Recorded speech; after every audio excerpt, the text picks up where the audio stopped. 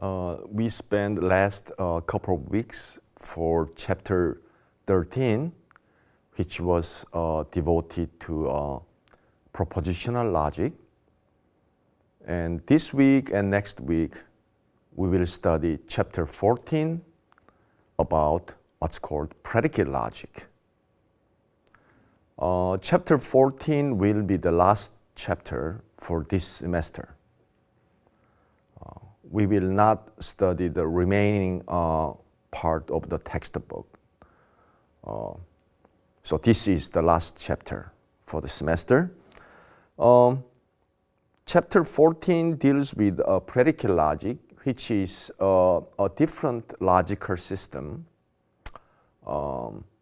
compared to the propositional logic.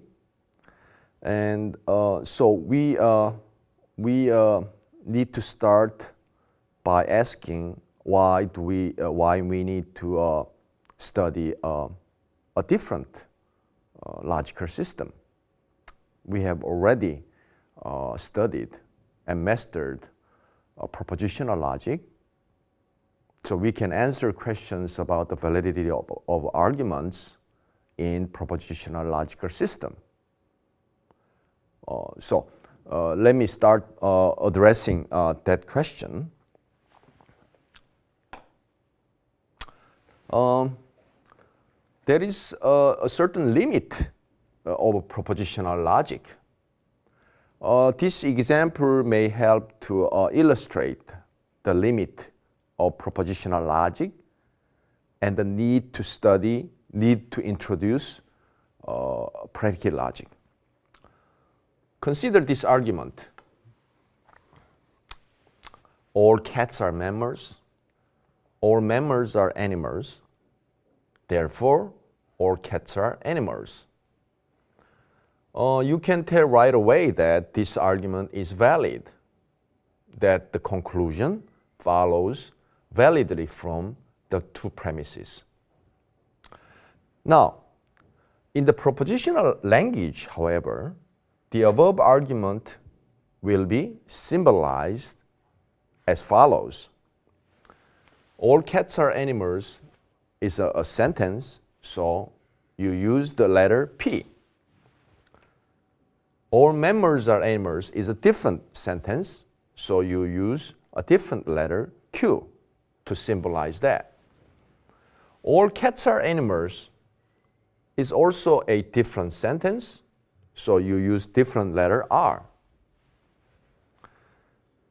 Now, when this argument is symbolized as such in propositional logic, there is no way we can tell that the argument is valid.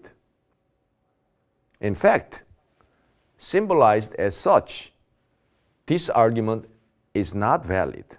There is no rule of inference that will allow us to take from PQ to R. There is no such rule. So this argument symbolized in propositional language does not reveal its validity in the structure. In order to recognize the validity of this argument, we need to look inside the sentence. Notice that in a propositional language, language does not recognize any inner structure of a sentence. For example, this sentence and that sentence, these two sentences, has something in common. These two parts are the same. Okay?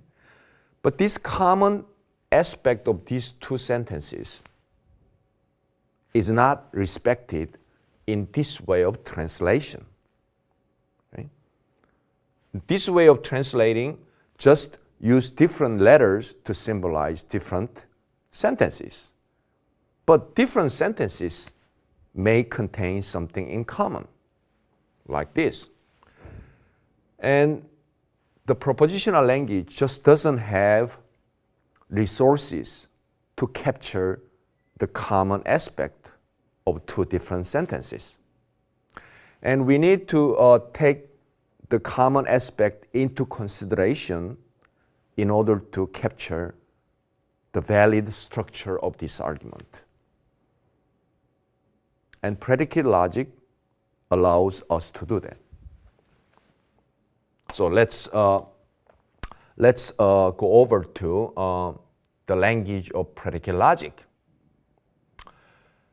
First, we have names in predicate logic, such as small letters A, B, C, and these small letters symbolize proper names in English, such as John, names of people, Mount Everest, names of places.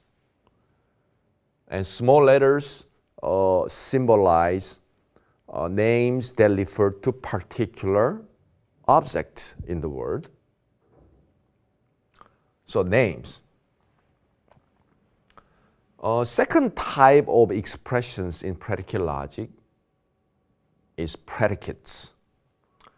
Predicates are symbolized by capital letters such as F, G, H, capital letter. And these capital letters symbolize the predicates in English, such as someone is tall, okay? Someone runs, or someone loves another person, okay? So these are the predicates in English, and we will use capital letters to symbolize these predicates. So far, so good. There is a very special type of expressions in predicate logic that some of you may not be familiar with. It's called variables. We will use small letters, but the later alphabets, X, Y, Z. Okay. What does variable mean? For example, names mean these. Predicates symbolize this. What does a variable symbolize?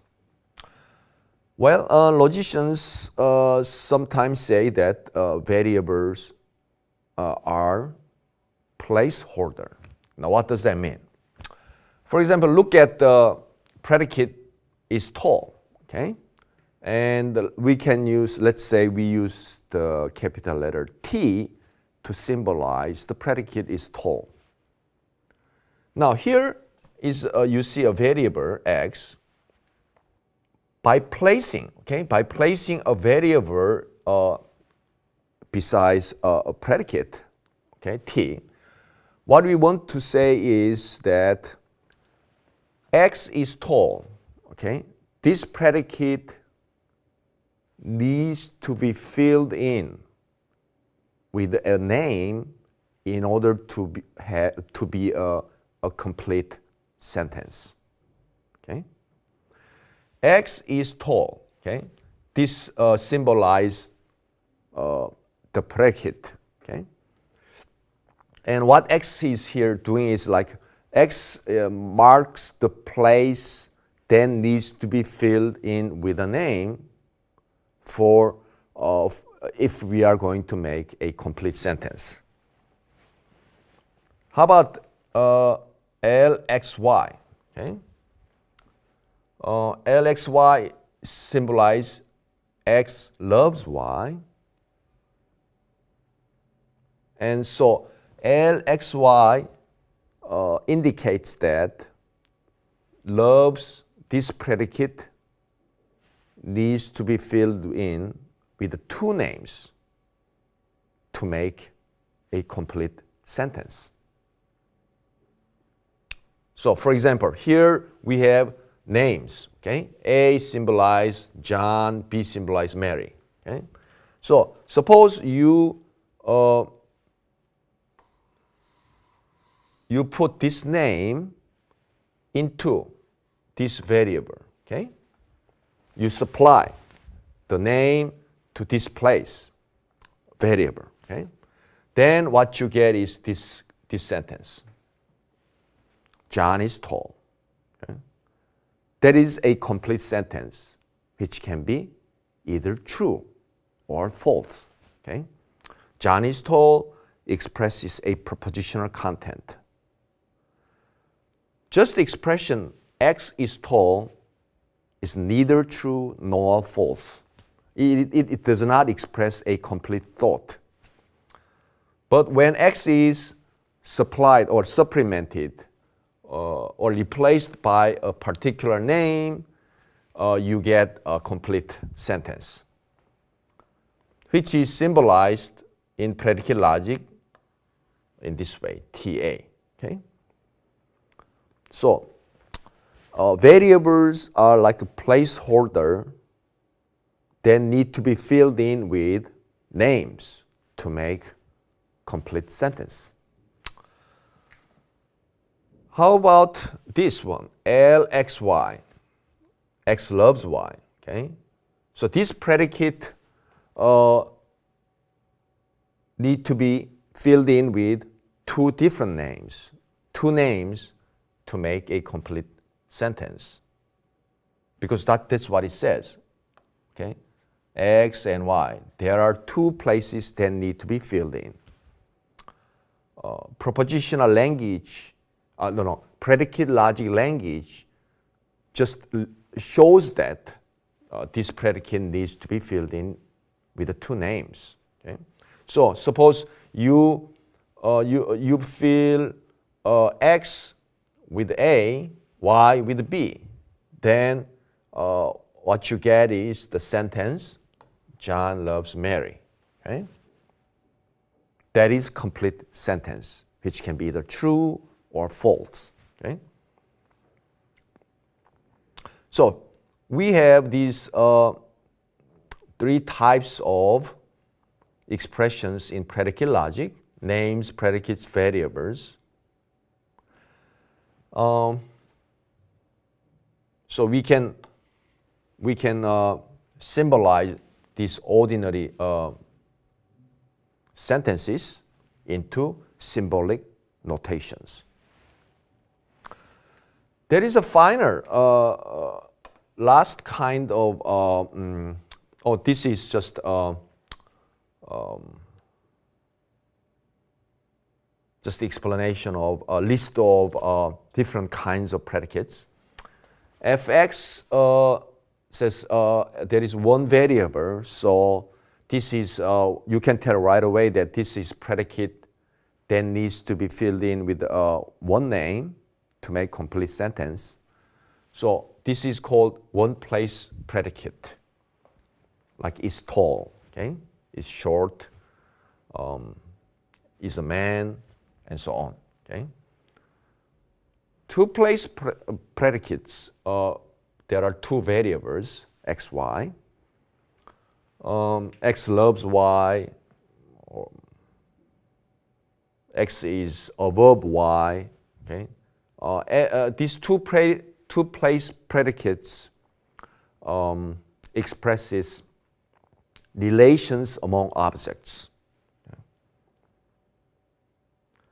There are three place predicates too. Okay. For example, X is between Y and Z. Okay. So you need to supply three names. Okay. You can think of this as like three empty places that needs to be filled in with the names to make a complete sentence. Variables indicates the empty spaces that need to be filled in. So there are three places that need to be filled in. So we say this kind of predicate is called three-place predicate. So this is just, there can be four-place predicates and so on. So this is just a list of different kinds of predicates.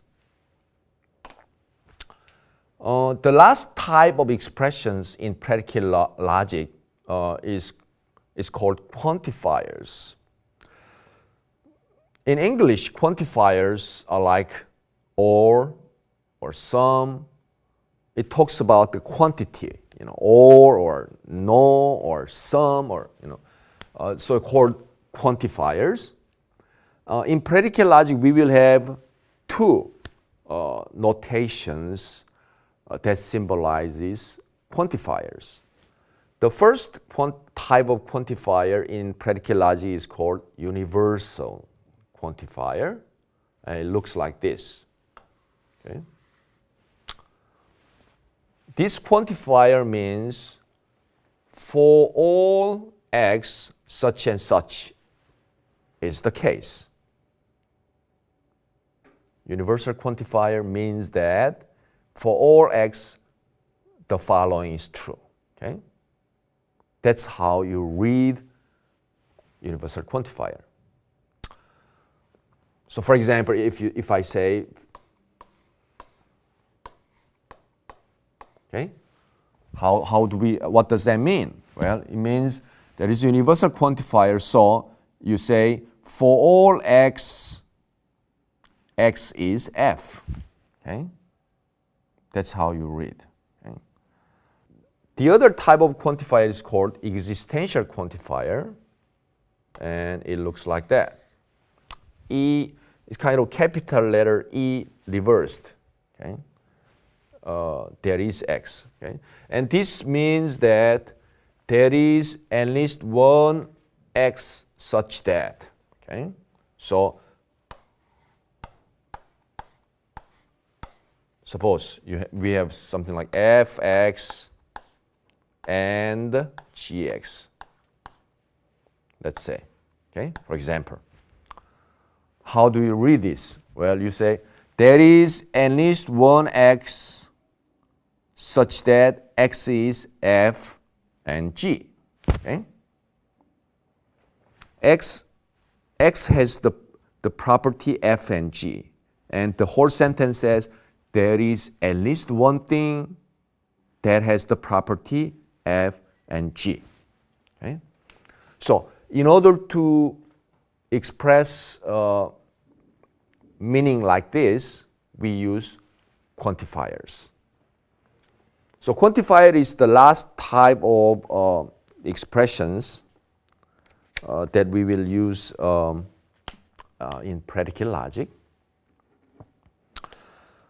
So given these translation manuals, so to speak, let's look at some particular English sentences and try to symbolize them in predicate logic language. Okay? So, for example, let's try to symbolize the four types of categorical propositions that we studied before. And we can translate all of them into predicate logic language. All SRP, okay? And this is how you translate that into predicate logic. It says, for all x, if, okay, this is if-then sentence, okay? For all x, if x is s, then x is p. That's how you translate the sentence, all s are p. How about no s is p? No s is p is translated into for all x, if x is s, then x is not p. Some s are p, well, that means that there is at least one x such that x is s and x is p. Okay?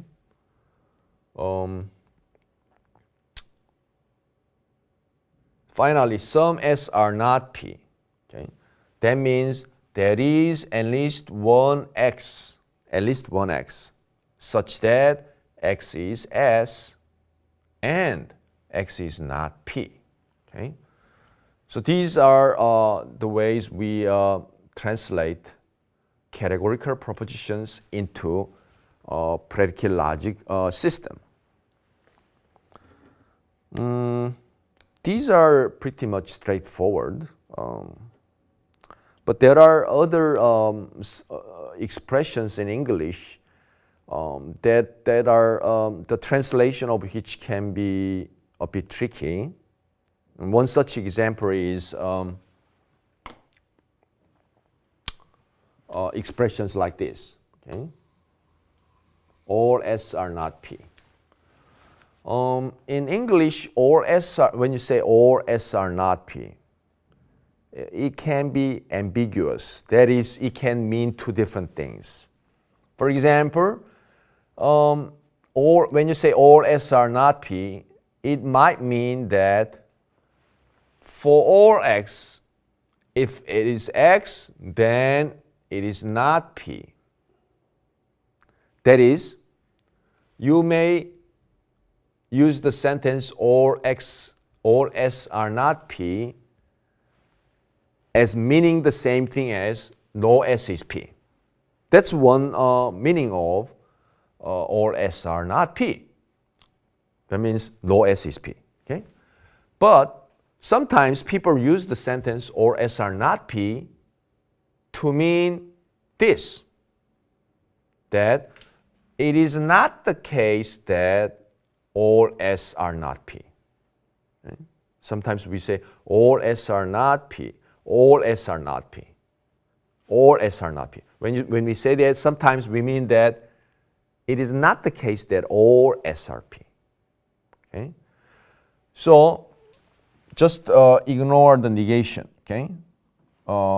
This sentence means all S are P. So you put negation in front and saying it is not the case that all S are P. Now you will find out later that it is not the case that all S are P is the same thing as some S are not P. Okay? Some S are not P. And that is so by using the modern square of opposition that we learned before. Let's move over to that.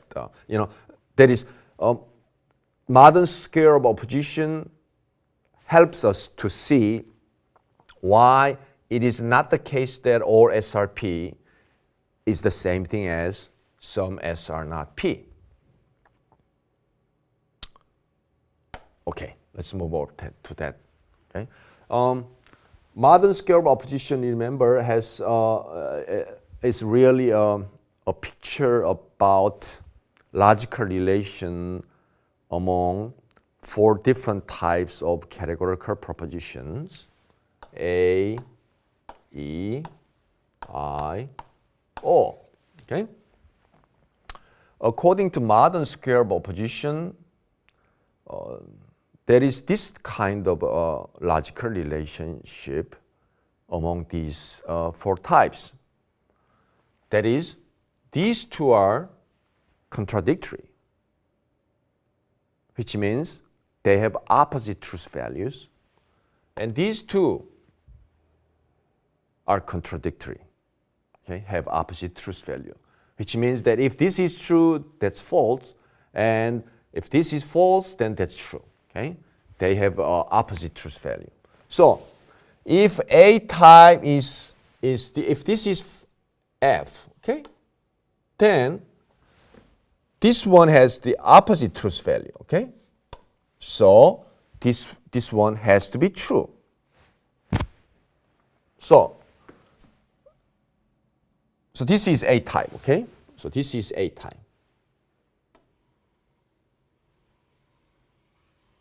This is A type. And this one says A type's sentence is not the case. Okay, A type is false.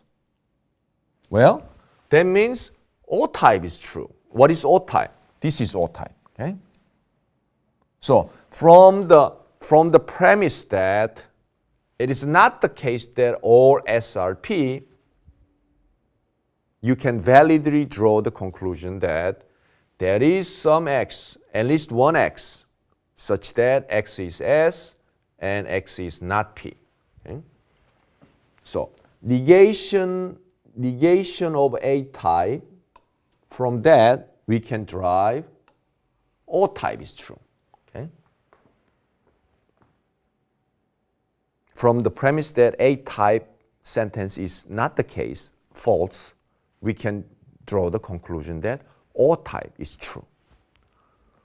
Similarly, for the other way, okay?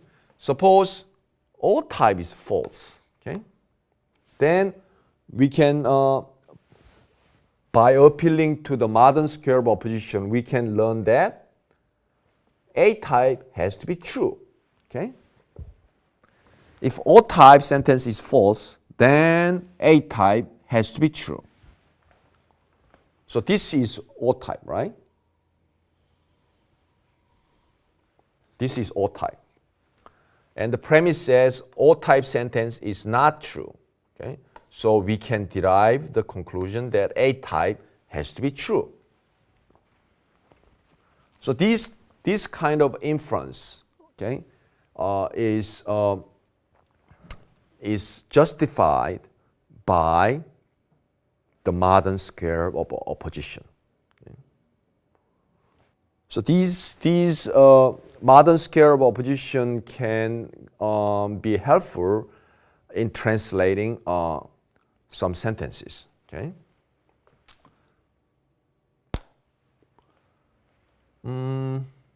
Multiple quantifiers, more than one quantifier in a single sentence. That can happen. Okay. For example, suppose you are trying to translate the sentence, some people are bad and some people are good. In order to translate this complex sentence, this is not appropriate. Okay? Can you see why it's not appropriate? Okay, this is the predicate X is people, and X is bad, and X is good. Okay, because this X is bad and X is good is bound by the same variable X. Okay, there is at least one X which is bad and good. So this sentence means that the same people who are bad are good as well. And that is not what is implied by the original sentence. Original sentence just says some people are bad and some people are good, and those people may not be identical. Okay, if John is bad but Mary is good, okay, that can happen. Okay. So this is not appropriate, okay? So in order to translate the original sentence in a proper way, this is what we have to do, okay? Look at this. It says there is at least one X is people and X is bad, and there is some X which is people and which is good, okay? So we use, I think we can actually be more precise and use the different variable here. There is Y, PY, GY, okay? So in any case, there are one quantifier, and here is another quantifier. So it's multiple quantifiers. Okay? So multiple quantifiers are necessary when we translate some sentences. Okay? Just single quantifier will not do in this case.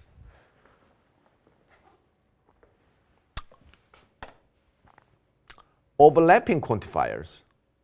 For example, suppose we are trying to translate nobody loves everybody. Okay? How do we do that? Well, we say nobody loves everybody means that it is not the case that there is someone who loves everyone. Right?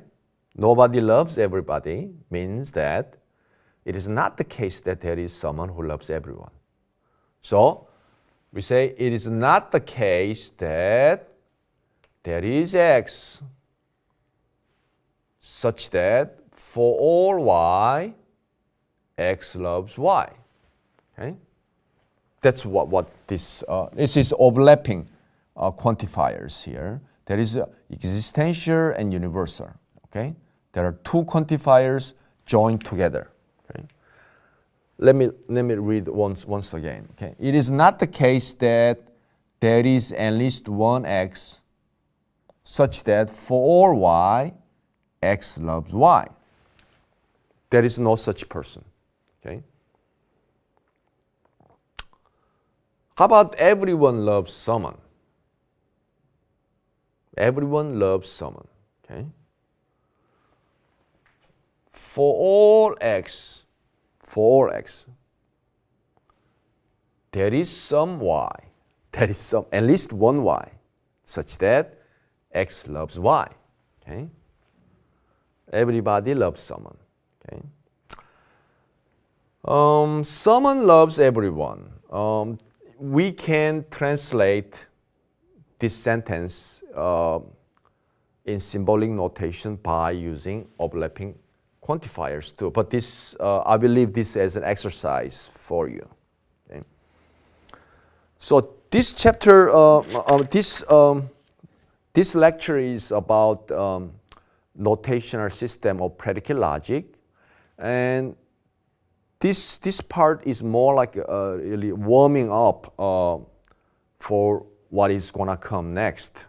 That is, we like to learn how to evaluate the validity of arguments in predicate logic system.